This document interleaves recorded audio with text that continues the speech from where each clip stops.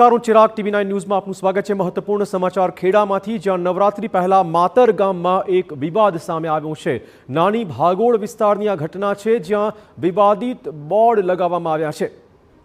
હુસૈની ચોકમાં ગરબા રમવાની મનાઈ, આવી બોર્ડમાં સૂચના આપવામાં આવી છે। દરગાહ, મદરેસા તથા મસ્જિદની આસપાસ ગરબા રમવાની મનાઈ ફરમાવાઈ છે। આ વિવાદિત બોર્ડ વિશે બજરંગ દળે પોલીસમાં અરજી પણ ફાઇલ કરી છે। પોલીસના આદેશ બાદ આ વિવાદિત બોર્ડ દૂર કરાયું છે। વિવાદ પછી મુસ્લિમ આગેવાનોની પ્રતિક્રિયા પણ સામે આવી છે। બોર્ડ 6 વર્ષ પહેલા લગાવાયું હોવાનો દાવો તેમણે કર્યો હતો। મુસ્લિમ સમાજના લગ્નમાં અહીંયા મુસલમાનો દ્વારા ગરબા રમાતા હતા। આ મુસ્લિમ આગેવાનનું કહેવું છે, કબ્રસ્તાન, દરગાહ જેવા સ્થળો હોવાથી આ બોર્ડ લગાવાયું હતું। આ પ્રકારનો દાવો મુસ્લિમ આગેવાનનો સામે આવ્યો છે।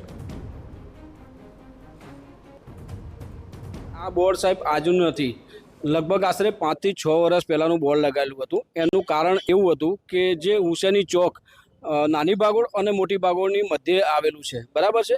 હવે એમાં કેવું હતું કે સાહેબ બહારથી જાનો આવતી હતી ને, તો ત્યાં એક હોલ પણ છે અમારા મદ્રસાનો, મુસ્લિમ સમાજનો, ફક્ત અને ફક્ત મુસ્લિમ સમાજનો। ત્યાં હિન્દુ સમાજનો કોઈ પણ દુકાન કે મકાન કે કોઈ આવેલું નથી, બરાબર છે। તો અમે અમારી આસ્થાના માટે ત્યાં કબ્રસ્તાન છે સાહેબ, એટલે આજુબાજુ 2 મોટા કબ્રસ્તાન આવેલા છે, લગભગ 2000 કબરો છે। એક મસ્જિદ આવેલી છે મોટી, એક દરગાહ આવેલી છે। એને લઈને અમારી લાગણી ના દુભાઈ, જેથી બહારના જે અમારા મુસ્લિમ સમાજના જે જાન લઈને આવતા હતા, ત્યાં આગળ ઢોલ, તાશા અને ગરબા રમતા હતા, જેથી કરીને અમે મૌખિક કહેતા હતા તો ઇસ્યુ ના ઊભા થાય, એના માટે એક જાહેર સૂચના માટે અમે એક બોર્ડ મારેલું।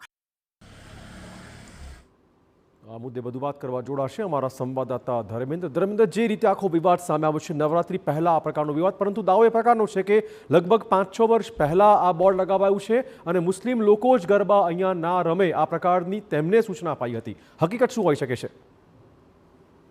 ચિરાગ, સમગ્ર મામલાની વાત કરવામાં આવે તો માતરના આ જે વિસ્તારની અંદર જે ઘટના બની છે, જે બોર્ડ મારવામાં આવ્યું હતું, પરંતુ મુસ્લિમ સમાજના આગેવાનો દ્વારા બહુ સ્પષ્ટ કહેવામાં આવ્યું છે કે જે વિસ્તારની અંદર આ બોર્ડ છે, એ બોર્ડની બિલકુલ પાછળ કબ્રસ્તાન આવેલું છે। લગભગ 200 કરતા વધારે ત્યાં કબરો પણ છે, સામે દરગાહ પણ આવેલી છે અને આખો વિસ્તાર જે છે તે મુસ્લિમ લોકોના રહેણાંક વાળો વિસ્તાર છે। મહત્વની બાબત એ છે કે જે પ્રકારે બોર્ડનો વિવાદ સામે આવ્યો છે, તો પોલીસને પણ જાણ થઈ હતી, ત્યાર પછી બોર્ડની ઉપર કલર મારી દઈને વિવાદને પૂર્ણ કરવાનો પ્રયાસ કરવામાં આવ્યો હતો। પરંતુ હિન્દુ સંગઠનો દ્વારા માંગ કરવામાં આવી છે કે સંવૈધાનિક રીતે કોઈ પણ વિસ્તારમાં આ પ્રકારના બોર્ડ ન મારવા જોઈએ અને તેને લઈને તેઓનો વિરોધ હતો।